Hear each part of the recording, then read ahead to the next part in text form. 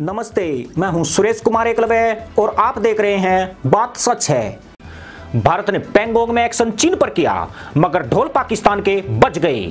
कल जैसे ही दुनिया की मीडिया में भारतीय सेना की चीन पर कार्रवाई की खबर फैली, इमरान खान ने तुरंत आपात बैठक का ऐलान कर दिया, जिसमें सेना प्रमुख जनरल बाजवा समेत कैबिनेट के सदस्यों को भी न्योता भेजा गया।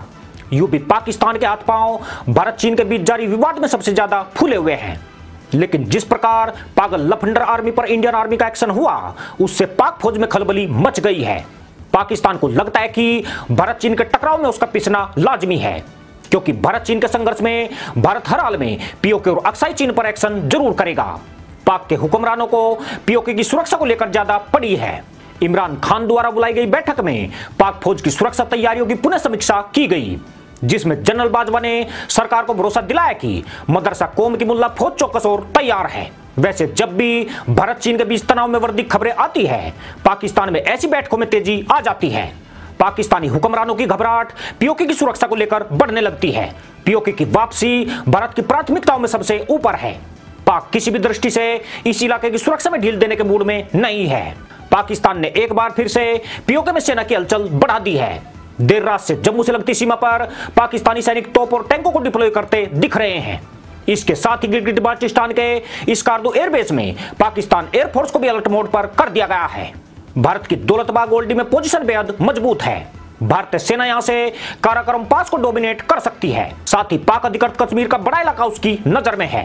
पाकिस्तान को जम्मू एलओसी की बजाय अब ईस्टर्न लद्दाख की तरफ से ज्यादा खतरा महसूस हो रहा है।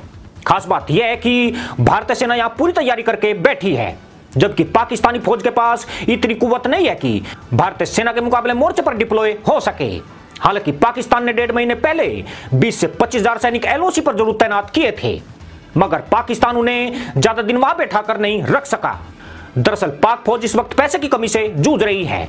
एलओसी पर अगर सेना बिठाई गई तो उसका खर्च 30% बढ़ जाएगा, जबकि पाकिस्तान सरकार चीनी तुर्की के आगे झोली फैलाती घूम रही है। जिस दौरान भारत चीन के बीच वार्ता से शांति की संभावना बनी थी, पाकिस्तान ने सुकून की सांस ली थी, मगर परसों पैंगोंग झील में भारतीय सेना की स्ट्राइक के बाद पाकिस्तान में फिर से भग्गी मच गई है। इस बार दोनों देशों में संघर्ष की उम्मीद ज्यादा है, क्योंकि भारतीय सेना के चीन के भीतर 4 किलोमीटर तक घुसने की खबरों ने नियंत्रण रेखा पर तनाव बढ़ा दिया है। चीन इस एक्शन पर पलटवार जरूर करेगा, और अगर उसने ऐसा किया तो पाकिस्तान को ना चाहते हुए भी चीन के पक्ष में जरूर कूदना पड़ेगा। कम से कम उसे अपने 6 से ज्यादा एयरबेस चीनी सेना को सौंपने पड़ सकते हैं। ऐसे में भारत एक साथ 2 मोर्चे खोल सकता है। पर पाकिस्तान की दिक्कत यहां तक नहीं है। भारत इस जंग का अकेला योद्धा नहीं है, बल्कि उसके साथ ऑस्ट्रेलिया, अमेरिका और जापान भी खड़े हैं। संभव है कि ताइवान भी मिलकर चीन की चिता में आग फूके। इस गठजोड़ से पाकिस्तान को चीन की हार साफ साफ झलक रही है। भारत और अमेरिका का निशाना केवल चीन होगा, यह किसी भी दृष्टि से ठीक नहीं है। चाइना पाक आर्थिक गलियारा अमेरिका की आंखों में कांटे की तरह चुभता है। चीन द्वारा पाकिस्तान की जमीन के इस्तेमाल को पाकिस्तान द्वारा इन देशों पर हमला माना जाएगा, इसलिए इन देशों के निशाने पर पाकिस्तान भी जरूर होगा। इस स्थिति में भारत का टारगेट पीओके, अक्साई चीन और वहां से गुजरता सीपैक गलियारा हो सकता है। इसका सीधा सा मतलब यही है कि चीन भारत की जंग में पीओके पर सबसे ज्यादा खतरा मंडरा रहा है। पाकिस्तान यही दुआ कर रहा है कि फिलहाल यह संघर्ष किसी तरह टल जाए, क्योंकि पीओके पर अंतर्राष्ट्रीय समर्थन की उम्मीद उसे इस वक्त नहीं है। अगर मामला सिर्फ भारत और उसके बीच रहता तो बचाव के तौर पर वह अंतर्राष्ट्रीय मंचों पर गुहार लगा सकता था, लेकिन यहां तो उसका बचाव करने वाले ही ठोकने पर आमादा दिखते हैं।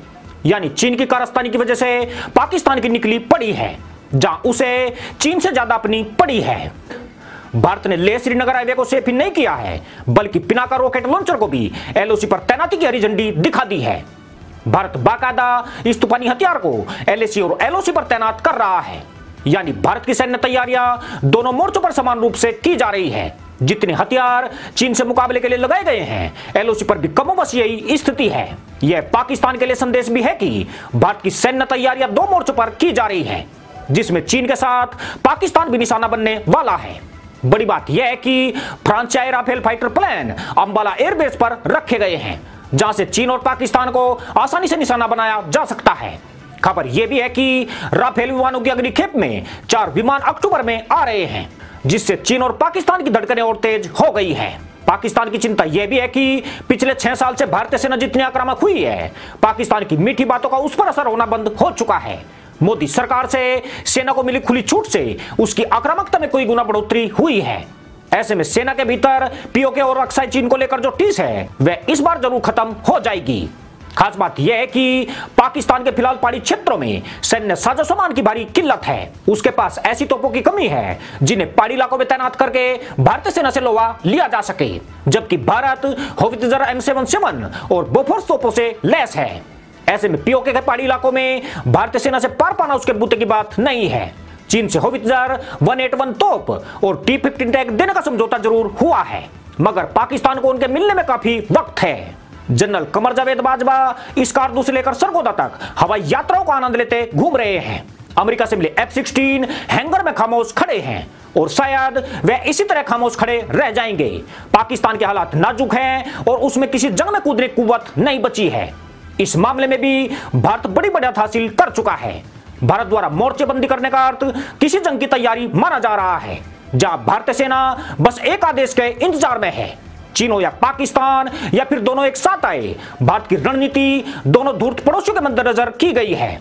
पाकिस्तान को पैंगोंग की घटना से यह सबक मिल चुका है कि जिसे मुल्ला कौम सुपर पावर मानती है, भारत के लिए इस सुपर पावर के कोई मायने नहीं है। भारत अगर पाकिस्तान और म्यांमार में सर्जिकल स्ट्राइक कर सकता है तो चीन में भी ऐसी स्ट्राइक करने का मादा रखता है। उसने यह मादा परसों करके दिखा भी दिया है, जिसने चीन के साथ पाकिस्तान में भी हड़कंप मचा दिया है। भारत की सेना जानती है कि चीन से अक्साई चीन और पाकिस्तान से पीओके लेने का यह सही वक्त है। ऐसे अवसर भारत को बार बार प्राप्त नहीं होंगे।